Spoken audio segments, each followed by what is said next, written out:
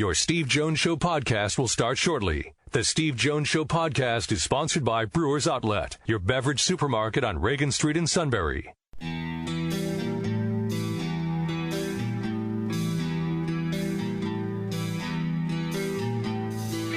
Sports talk where your voice counts. This is the Steve Jones Show on News Radio 1070 WKOK. Now from the Sunbury Motors Studio, here's Steve Jones. Did you ever hear the old bear joke? I did not. You ever hear this one, Matt? Two guys are up fishing in the Aleutians, going after halibut. All of a sudden, a bear shows up. Kodiak. So one guy goes, "Oh my goodness, it's a bear! Don't move." Well, the other guy starts putting on his socks and his shoes. He says, "What are you doing?" So I'm putting on my socks and my shoes. He says, "You can't outrun a Kodiak bear." He says, "I don't have to outrun the bear. I just have to outrun you." All right, time now for our play-by-play call of the day. The Penguins on a roll. That means we get the privilege of hearing Mike Lang. Penguins have it. Malkin with it. Coming to center. Looks left side. Got an open man. Brassard's going to finish. Derek Brassard will get the empty netter. Set up by Evgeny Malkin. And the Penguins have made it 5-2. And ladies and gentlemen, Elvis has just left the building. Indeed he has. Mike Lang with a call last night on the Penguins Radio Network. Our thanks to Tom Leach, who joined us in the opening half hour, the play-by-play voice of Kentucky football. Our thanks to Eli Gold, the play-by-play voice of Alabama football, who joined us in the previous half hour. Now I get to talk to someone I consider to be a good friend from the Reading Eagle, Rich Scarcella. Rich, happy holidays to you and that great family of yours. Hey, same to you, Steve. I appreciate it. Okay, let's start with the Tommy Stevens part. He is not going to be a part of this bowl game. He's setting himself up for 2019. Were you surprised when you heard about the Stevens situation, and how do you view it? Yeah, I mean, I really didn't know. We knew that he wasn't himself most of the year, right. But we really didn't know that the injury was this significant. And, I feel badly for him. It certainly clouds the quarterback situation going into spring practice in 2019. But yeah, I think it was clear that there was just something not right with Tommy Stevens this year. Which then brings us to the next part. That means Sean Clifford, who certainly had some playing time and, obviously at the end of games, but certainly performed well. What does it tell you about the depth of Penn State's quarterback situation that a Tommy Stevens won't be there, but a Sean Clifford is? Well, it's certainly, that's a luxury that Penn State has, is that, Trace McSorley in his final game will have somebody as talented as Sean Clifford as his primary backup. And we've seen what Sean Clifford, can do in a limited amount of playing time, but still, I think he was very impressive in the games that he played. And of course, 5 for 5 for 195 yards is an incredible, statistics. But I think that says a lot about Penn State's depth, and they're going to have, they should have 5 quarterbacks on scholarship when spring practice begins. Or actually when preseason camp begins in 2019. All right, so now let's get to this game coming up here. What are a couple of items, Rich, that you're looking for that you think are going to be important in this game? Well, I think let's start with the Penn State defense versus the Kentucky offense, and I think it's critical that the Lions make Kentucky one-dimensional. It looks like Kentucky doesn't throw the ball a lot, has one very good receiver, but obviously they like to run the football, establish the run, do it from a variety of sets. And I think that plays well into Penn State's hands. I think they've done well against teams like that, like a Wisconsin, and so on and so forth. But I think that's the one thing that Penn State has to do. And I also think the Penn State linebackers and the Penn State defensive backs have to tackle well in space against a team like Kentucky. Offensively, I think it's obviously critical that they block Josh Allen. I don't think that's not a secret. Everybody knows that. And I think it's going to be important also to establish the run and keep him off balance and keep him from just pinning his ears back and rushing the quarterback.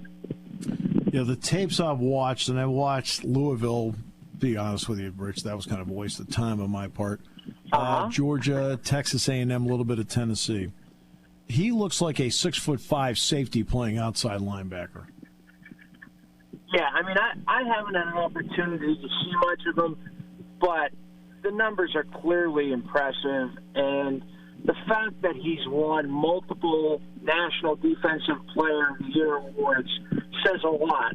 I mean, he may or may not be the best defensive player in the country, but it shows you how much respect he has across the country that he's garnered those awards. When you talk to the Penn State players, look, to me, anytime you play a game, there's always massive incentive. But there's going to be, obviously, Kentucky's trying to get 10 wins. This is a big statement game for them. When you've talked to the Penn State players, what's been your gauge as to how they feel about this game? Well, I mean, they've talked about it, I guess, from the time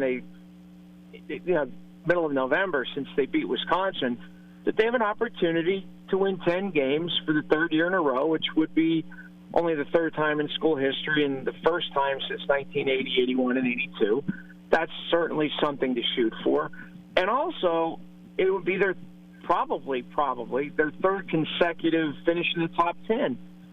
That says a lot in what some people, myself included, considered a transition year. You know, if they go 10-3, finish in the top 10, and after replacing 9 starters on defense, after replacing Saquon Barkley, Mike Gesicki, Deshaun Hamilton, that's pretty good. Yeah, I agree with you. I think winning 10 games, 3 consecutive seasons with normal circumstances is difficult to do. You and I both know what they were coming out of, which happened to be abnormal circumstances, and I think that says even more to me if they can accomplish it. Yeah, for sure, Steve. I think that would be really impressive. And we debated, other folks on the beat have debated, whether this has been a successful year or a disappointing year or somewhere in between. It's probably right now it falls somewhere in between. But the one thing I think Penn State fans, in their mind, it's about what might have been, and go back to the Ohio State game and go back to the Michigan State game where Penn State had fourth quarter leads and had a chance to put both teams away. And it's hard to get that out of their minds, it seems, because it happened at home and it happened back-to-back games. And, but still, I think if you look at the big picture, a 10-3 season would be extremely impressive. Yeah, I agree with you, Rich. I think it would be. Look, and I was one of those, let's face it, when I went out speaking, I spoke positively about X, Y, and Z. So, I mean, among those, they would say, well, he had positive expectations, and I did, because I thought they could. But you had a more realistic viewpoint of where they were in this transition. Part of mine was having the starting quarterback back. You watch Trace McSorley. Yeah. He is now, 4.5 weeks removed from actually being hit in a game. I talked to him 2 weeks ago, and he said, "You can't believe how much better I feel now compared to the end of the season." Well, what does that tell you about what he could do on Tuesday? You brought up an excellent point. It's more than it's the end of October until now. It's the end of December. It's 8 weeks. Yeah. It's like it's right. I mean, he now again, he showed a little bit of burst in that Maryland game, which was 4 weeks after getting hurt against Iowa. I'm really interested to see him and what kind of acceleration he has, what kind of a player, different player he might be. Will he be a running threat, a true running threat? That's all. I'm sure that's all Kentucky coaches are thinking about as well. And, I'm really interested to seeing that. And honestly, we're supposed to be, unbiased, and impartial. But I do root for Trace to have a good game on Tuesday because for what he's meant to this program and to this school, I think it would only be appropriate that he go out in very good fashion. Obviously, the opportunity has to present itself, but something that's been very important to Penn State in the last couple of years with Trace McSorley, a quarterback, is the ability to get those chunk plays, those 20, 30, 40-yard plays. Against Maryland, that happened again. Now, again, that's Maryland. I get it. But how important a factor can that be if Penn State can find that chunk play kind of magic like they did against Maryland and the last couple of years? Yeah. Well, I think that's what was missing for most of this season. Really. I don't have the numbers in front of me, but I know there was a big drop-off in 20-yard plus plays, and I think a lot of it had to do with the passing game. Let's be honest. The passing game was not what it's been what it was in 2016 and 2017, and there are a lot of reasons for that. And you mentioned Trace's injury and the 34 drop passes, and maybe some timing issues or what have you. But I think going forward, on Tuesday there's a chance for Penn State to hit some big plays, especially against a team that likes to pressure the quarterback. And if they leave some guys in single coverage, I think it's going to be imperative for Penn State receivers to make some plays. Yeah, I don't think there's any doubt about that. And for the most part, they got that receiving core back intact, except for obviously DeAndre Tompkins would be the only guy that would be out of it. And Juwan Johnson got back into the mix at the end, and I didn't think that hurt their cause at all. Juwan will be the first person to admit that he hasn't had the kind of season that he expected to have. And I think, I know there are some people out there who think that he's considering coming out for the draft because of his physical skills and his size. I think it would be best served if he came back and showed people really what he truly can do next season. But I think, is he an important piece of the Penn State offense? No doubt about it. Which then brings up the point that you just brought up, Rich, and that's the draft. That's become, for every program that's in the Power Five, who might or might not go. For you, what kind of – now, the game – obviously the way the game plays out is obviously a priority to you. That's one of the reasons why, you and I talk all the time, because you understand the importance of the game. But then how important is it going to be for all of you to then find out what decisions are made by certain players?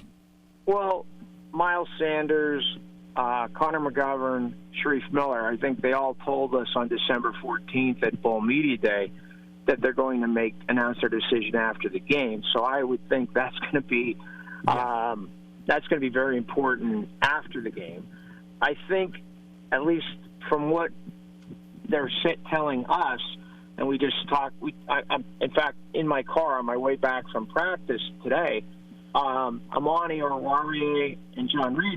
Well, we know Amani's coming out; he's a senior, and we know he's going to be drafted in the first couple rounds. John Reed has a decision to make: will he come out? Will he not come out? But the bottom line is, all these players, all the guys that I mentioned, all of them have put the team first and put their teammates first. As Sharif Miller said, they're my brothers. And so that's why they're all playing. And, I have stood by this. It's their decision. It's a personal decision, a family decision. Yes. But you have to respect guys who are playing in this game who may or may not be jeopardizing, or an injury, risking an injury. And these guys have, and they're doing it because of how they feel about their teammates, just like Saquon Barkley did last year in the Fiesta Bowl. And you have to tip your cap to that, for sure. It hasn't happened yet. I think you and I both expect that at some point down the road it will happen, where a Penn State player will say, well, I'm going to get myself ready for the draft. It's just human nature, and we have to not be surprised by it, if and when it does happen. But what does it tell you about the program that James Franklin has and about Penn State that so far it hasn't happened? Yeah, I mean, I think what this group of players that we have covered the last 3 seasons, 16, 17, 18, there's a special bond in that locker room. I can't explain it because I'm not there, but it's clear that these guys care about each other, and I think that's the bottom line. Why, if they're coming out, if Miles Sanders is coming out, if Sharif Miller is coming out, if Connor McGovern's coming out, why they're playing in the game? Because they're doing it for their teammates and the guys in the locker next to them because of how much they care about them. Now, the chemistry in that locker room has been terrific these last 3 seasons as far as we can tell. And, who gets credit for that?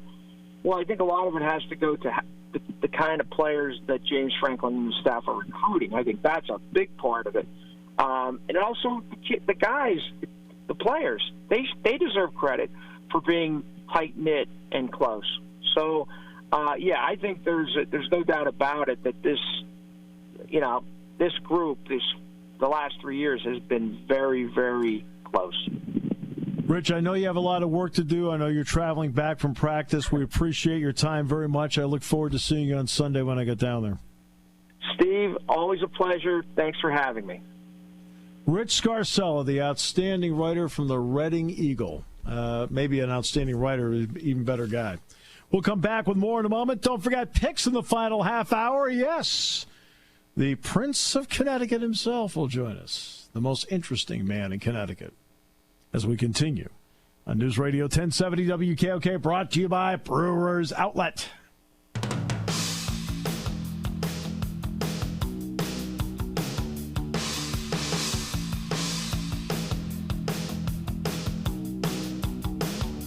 And great to have you with us on the show today. Hope you had a great holiday. For those of you who celebrate Christmas, I hope it was awesome for you. If there's another holiday you celebrate, we hope that was great for you as well. And, of course, New Year's Day is coming up, and that means lots of football, including the Citrus Bowl between Penn State and Kentucky, which will be a 1 o'clock kickoff, and the airtime is set for 11:30 on Tuesday. My schedule is simple. It's interesting. It's like, I know I'm on group aircraft, obviously, but people hear my schedule and they go, "Oh, your schedule?" I said, it's all charters. In other words, I'm only making 4 flights in the next week, and that's and it makes life so much easier when you can do that. When fortunately for me, I have the ability to do that. But I'll do the basketball game tomorrow at 1, where I'm beginning at 12:30. Okay, so tomorrow's basketball. Sunday is fly to Orlando. I'll try to get to practice if we can get there in time. Tuesday, I'll go to practice, which will be a walkthrough. And then we've got an event I have to be at 6:30 on Monday night. Jack and I have to go along with Derek to the event. Tuesday's the game at 1. We're on 11:30. Then I've got a 7 o'clock flight directly back into State College on Tuesday night after the game. Wednesday at 2:30, I then fly to Ann Arbor. And I've got a game there Thursday night at 7, and I fly back from Ann Arbor to State College late Thursday night and early Friday morning. So while it sounds complicated and long, it's far from it. It's all, to be honest with you, very easy travel. It cannot be any easier. I'm not there switching planes in airports, things like that. They can't make it any easier on me to already do what's an incredibly fun job to begin with. Somebody says, well, that's a lot. I'd rather be doing the games anyways. What the heck? All right. The king of the final half hour. Matt always enjoys his time with the king. Always. Did the suit show up for work today?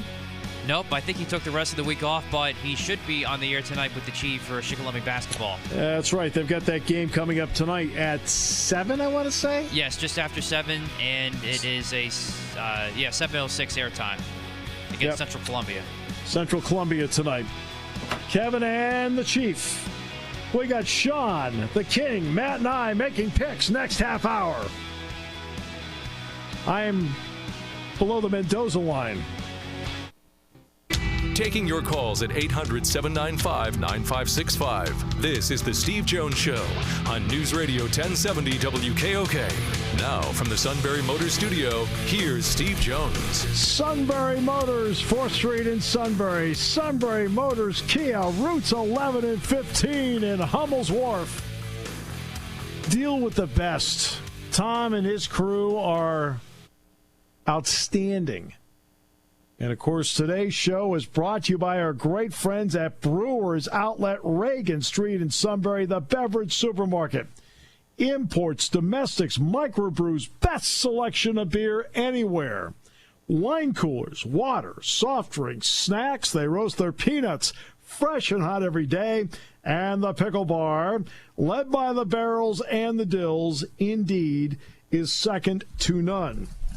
But they also have some great specials going on at Brewers Outlet between now and New Year's Eve. How about Miller Lite 30-pack cans, $17.95. Founders All Day IPA 15-pack cans, $14.95. Seagram's Coolers 12-pack, $10.99. You've got the college football playoff coming up tomorrow. Plenty of NFL coming up on Sunday. You've got bowl games. You've got New Year's Eve. You've got the Citrus Bowl with Penn State and Kentucky. You need to be fully stocked, ready to go. All at Brewers Outlet, Reagan Street in Sunbury, the beverage supermarket. Matt, it is time now to bring in the king described by one of our listeners, and I believe appropriately, is the most interesting man in Connecticut. That cannot be true. Hey, did you hear about the Enfield Square? No, but I was talking with Kevin Freeman, who is Penn State's assistant basketball coach, who played at UConn. He was on the 99 UConn national championship team. Yep. You know what his first job was? What? Because he grew up, he lived at one point in Springfield. First job was working at Champs in the Enfield Square. We were talking about that. Really? That's cool. Small well, the Enfield world. Square just went up for auction because it's in foreclosure. Yeah. They sold the whole place, parking lot that includes Figaro's, the restaurants, Wendy's, for $10 million. The entire place.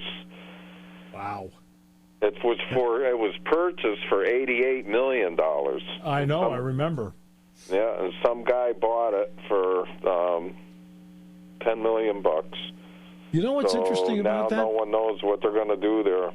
And then the other big mall around here, Buckland, was part of that fight night thing across the country. Yeah. I don't know if you heard about it, but there were 200 people in a fight at the Buckland Mall here in Manchester, and then at the Post Mall down in right outside of New Haven. All these fights were all at the same time. Oh, jeez. Like, it was all orchestrated, online. And, yeah, they had to evacuate the mall. They had to evacuate Walmart, Target, because the fights moved from the mall to the stores.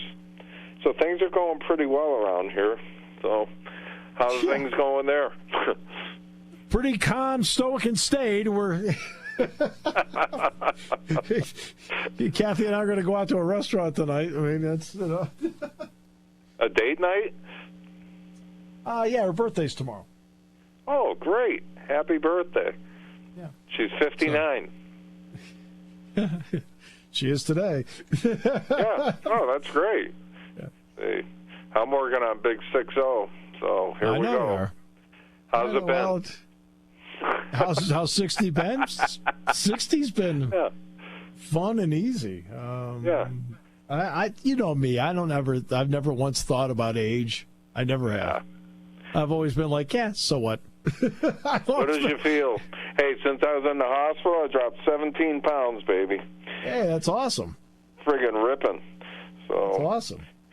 I can see Matt, I'd like to point out that working. I'd like to point out that Matt can't afford to lose 17 pounds. Matt, you can't do that. Yeah, I guess that's true. Fortunately for where I am right now, but try to keep it that way too. Yeah, you can't, Matt. You lose 17 pounds, we kind of lose you. This is true. Wow. Yes. Where did Matt go? He lost 17 pounds. We can't find him.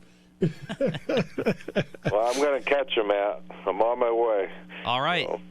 So. Yeah. Well, I got really lucky. Not lucky. I did a lot of work for this guy who owns like 8 or 9 gyms around the area here, and he stiffed me for a long time paying me. So, but then he finally paid up, and I asked him if he had any extra, bikes because, I wanted a gym quality bike. I didn't care what it was going to cost. And he said, yes, I do. And he said, meet me in Weathersfield. And I go there, and he freaking gave it to me. It's a beautiful Cybex bike. The thing weighs like 250 pounds. And so we set it up right outside Studio 305. So ride it every morning, every night, and it's working out good. So that's about it. That's what I got. That's awesome. So yeah, I think, in 2.5 years, because I got weighed 2 weeks ago at the doctor's office, I'm down 23 pounds. Wow. Good for you. You look great. So what do you weigh? Like 150? No. Me? No. Yeah. No. What do I weigh? You were never that big, so. I weigh 194. Right now? Yeah. You don't look 194. I mean, I'm only 7 pounds over what I weighed a junior in high school when I played football. Yeah. Yeah. So not that bad. That Matt's looking at me like, and Matt's looking at me like, God, what a tank. To each his own, I guess. Yeah. How much do you weigh, Matt? I hover between like the mid 150s. I don't have a set one. Depends on the day. Like I said, if he loses 17 pounds, I think we lose him. Yeah, but that's a good weight. How tall are you? No. It's actually right at my weight. I'm 5'4". Oh, that's real good weight. Yeah, no, he is. Matt is in great shape. Yeah. I have my wife to thank for that. Oh, no, she's in great shape. Well, your wife's special. She's great. Okay, so the suit tonight is at Central Columbia with the Chief. All right. Is Central Columbia where they have the Suits bowling banner? That I don't know. Sean would probably have the answer to that question, but I'm not sure. Yeah. All right. Well, okay. Well, we'll get an answer on that because obviously I wasn't paying attention. Oh, yeah. So I'm sure it's there. Hey, is it too late to change some of our college picks? Well, I'd like to change. Did you have the picks there? Tell me I picked Auburn, please. I don't have individual picks. I just have records from what Sean gave me. And actually, Sudley's at 11-6. Oh, I'm sorry. Let's check that. 14-6. I think Kevin's got the actual picks. Just tell me. Did I pick Auburn? I got the picks right in front of me here. Did I pick Auburn? Man. I'd like to change my pick to Auburn. Oh, you picked Purdue? Yeah, I'm the only idiot who picked Purdue. I'm like, are you kidding me? It was 14-0 in the first minute. Now it's I got it 63-14 Auburn. So it's ugly. Boy, the Big Ten looking good. Wisconsin looked incredible the other night. Miami didn't want to play. Yeah, no. This is the first Big Ten loss, Kev. Yeah, I know. Minnesota won big, so it's the first one. But it's. Geez. Okay, so you're telling me I picked Auburn, so I feel better. Yeah. Well, you had a tough weekend last weekend. Oh, I was awful. I was so far under the Mendoza line. It was ridiculous. I actually felt bad for you. Oh no. Oh, that doesn't happen often. No, that doesn't happen ever. That doesn't happen ever. So you made a comeback, but I'm falling on my face now. Cripe. Oh, well. Okay, so the other games tonight, let's see. Took Baylor, and we all took Vanderbilt.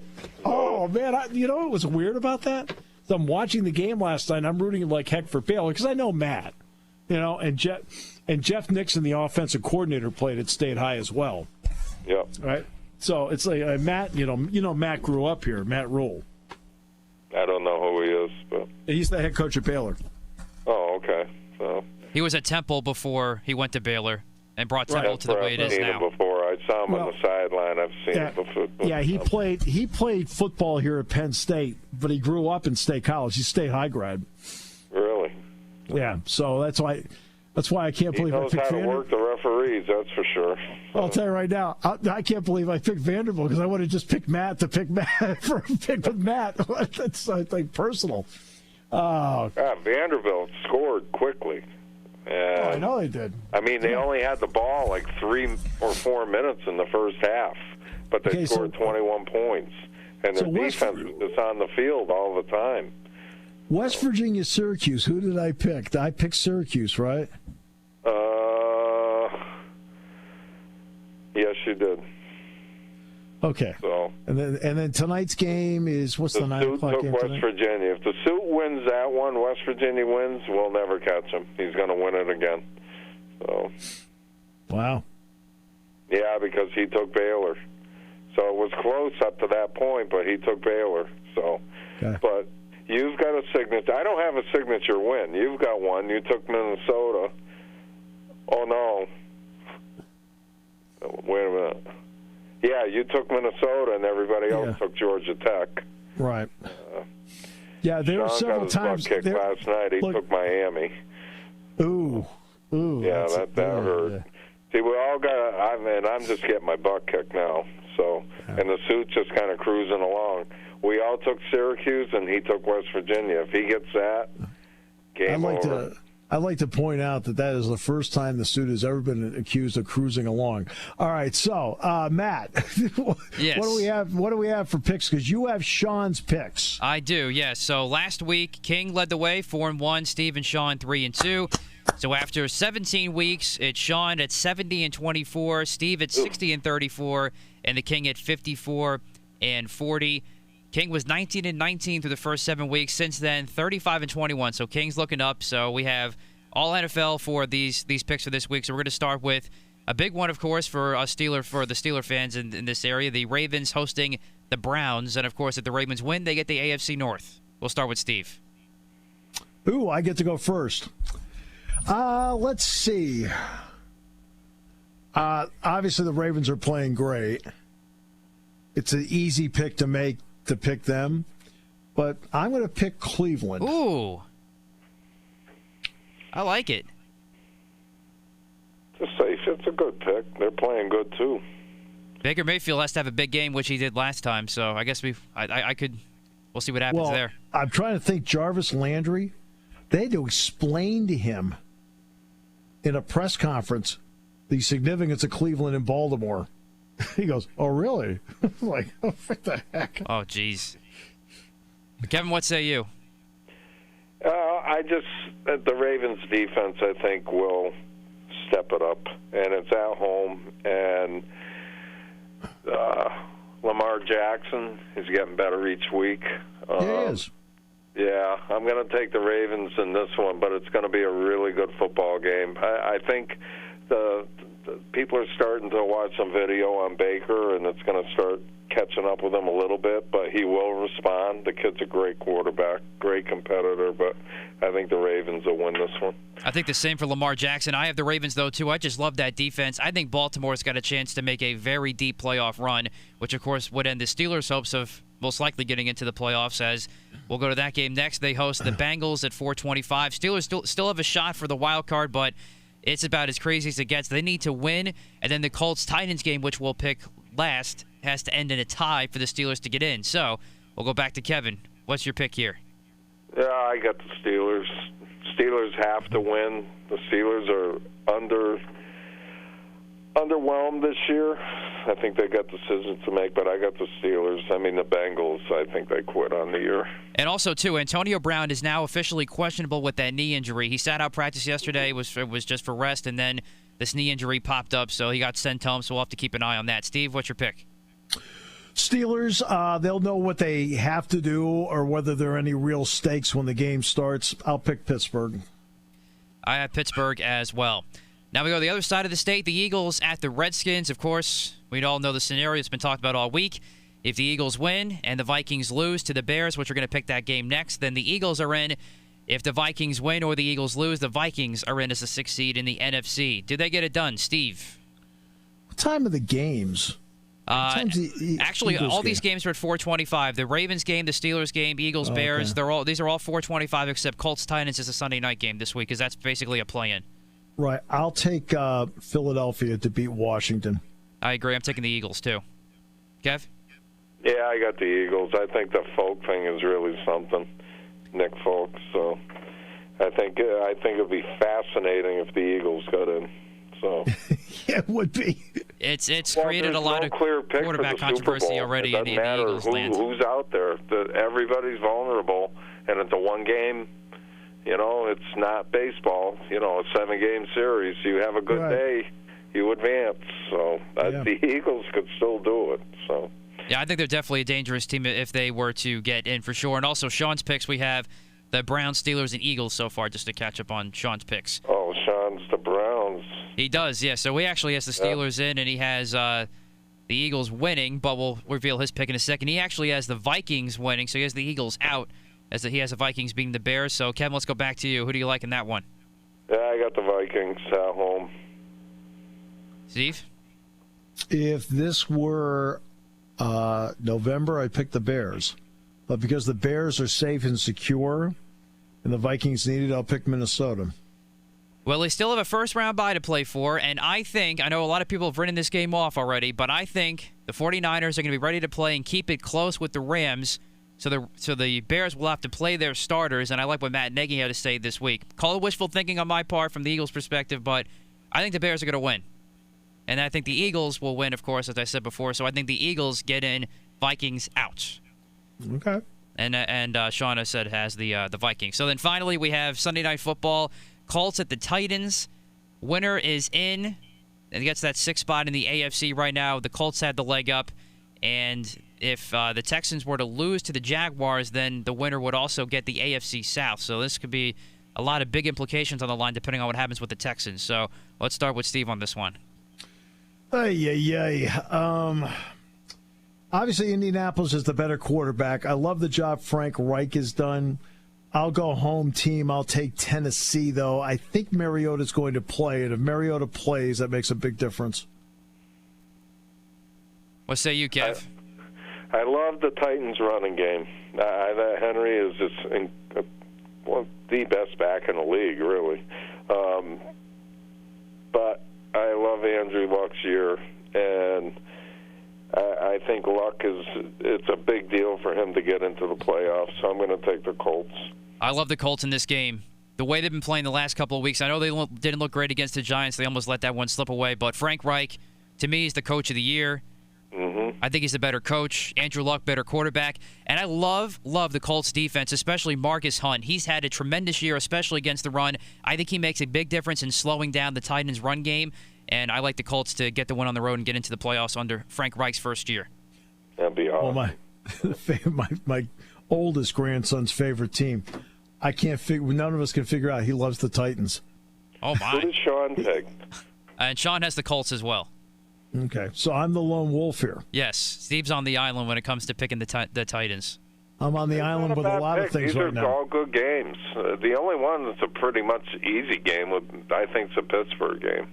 But I mean, to be honest with you, but this tells you about the NFL. There's no other sport that could flex Tennessee and Indianapolis to prime time and feel like it's going to get viewership. I mean, the NBA can't do that. Oh, you know what? We're going to flex Utah against Miami. People are like, what the heck are you? Who cares? I mean, all these other ones need to have some sort of star power to do it. The NFL's the only one that can actually shift a Tennessee, a Nashville, Indianapolis game to primetime and know it's going to get great ratings. And that's why the NFL is and will always be king. Yeah, as long as they stand for the national anthem. The public let them know last year, don't mess around. You know, notice how it disappeared their ratings this year? fell off the charts last year. This year they stand, they put their hand on their heart, and people came back. They got the message. So, and Matt, that bigger than the rest of the world. That's to me the only problem with the NFL was they feel entitled. So, they learned last year that they're not. So, good for them. They responded in a positive way. So. Matt, there's only one king. Well, this is true. Yes. Okay. Well, in terms of the TV world, let's classify that. If Kevin were on TV, he'd be the king of that too. Hey, I know you got to go. I heard the Tom Brady press conference today. You can't make this up. I don't know how some of these reporters have a job. Woman reporter, she says, Tom, is it an advantage playing at home at Gillette Stadium? I was like, oh my God. Wow, did you even write it down? I mean, he kind of paused for a minute. What kind of question? I was like, wow, that was my wow moment of the week. I was like, wow, what do you think, you know? Holy cow. What if he said no? Wow. I don't know. You can't make this stuff up. No. Happy New Year's, guys. Happy New Year, Kev. Happy New Year. Happy New Year, guys. Happy New Year, everybody. We'll talk to you tomorrow from the Jordan Center and Tuesday from Orlando.